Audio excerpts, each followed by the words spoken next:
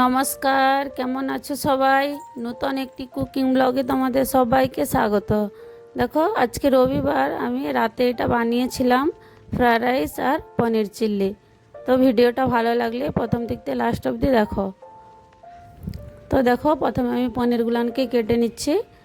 কেটে সেগুলো আমি ম্যারিনেট করব। এটা চিল্লি বানানোর জন্য ম্যারিনেট করছি। প্রথমে স্বাদ অনুসার নুন দিয়েছি, ব্ল্যাক পেপার পাউডার দিয়েছি, কাশ্মীরি লাল মির্চের পাউডার 1 চামচ, একটুখানি আদা রসুনের পেস্ট দিয়েছি, আর কর্নফ্লোর দিয়েছি 1 চামচ। এগুলোকে ভালো করে আমি কিছুক্ষণ 10 মিনিট এটা মেখে সাইড করে নেব, যেমন পুরো মশলাগুলো একদম লেগে যায় পনিরের গায়ে। তারপরে দেখো, কিছু ভাজি কেটে নিচ্ছি সবজিগুলো। পেঁয়াজ, রসুন, কাঁচা পেঁয়াজ, ক্যাপসিকাম, গাজর, সব গোবি, বিনস, আর এগুলো সব কেটে নিয়েছি। গ্যাসের উপরে একটা কড়াই চড়িয়ে আমি পনিরগুলোকে ফ্রাই করে নেব। চিল্লি বানানোর জন্য যে পনিরটা ম্যারিনেট করেছিলাম সেটা আমার ফ্রাই হয়ে গেছে। সেই তেলেতেই আমি ফ্রায়েড রাইসে একটু পনির দেবো, সেটাও এমনি সাদা, তাই কিছুই নুন মশলারা মাখানা নেই, সেটাও ফ্রাই করে নিয়েছি। তারপরে দেখো, আগে ফ্রায়েড রাইসটা বানাবো। আমার রাইস আগে থেকেই বানানো ছিল, নুন দিয়ে ভাতটা বানানো ছিল। সব সবজি, পেঁয়াজ, রসুনগুলোকে তেলের উপরে আমি দিয়ে দিচ্ছি। দিয়ে লাস্টে ক্যাপসিকামটা দিচ্ছি।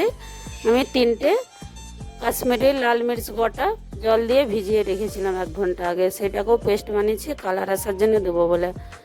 তারপরে দেখো, soya sauce, red chilli sauce, আর ব্ল্যাক পেপার, স্বাদ অনুসার নুন, আর সেই লঙ্কাটা যে পিষে রেখেছিলাম সেইটা সব দিয়ে আমি কিছুক্ষণ নেড়ে নেব। একটু মটরশুঁটি আমি সেদ্ধ করেছিলাম, সেটা উপর থেকে দিয়েছি। বেশ ফ্রাই করা পনিরগুলা আর ভাতটা বানিয়ে রেখেছিলাম দিয়ে নেড়ে নিয়ে উপর থেকে স্প্রিং অনিয়ন দিয়ে বাস হয়ে গেছে আমার ফ্রায়েড রাইস।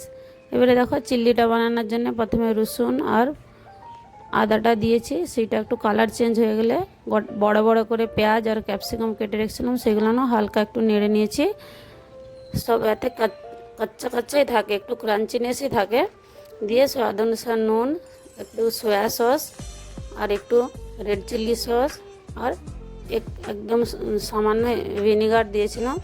খুব বেশি সস আর দেবো না, কেননা সসেরই স্বাদ আসবে। দিয়ে একটুখানি নেড়ে নিয়ে আমি 1 চামচ আমি কর্নফ্লোর নিয়েছি, সেটাকে ভালো করে জলে গুলে আমি এর ওপর থেকে দিয়ে দেবো।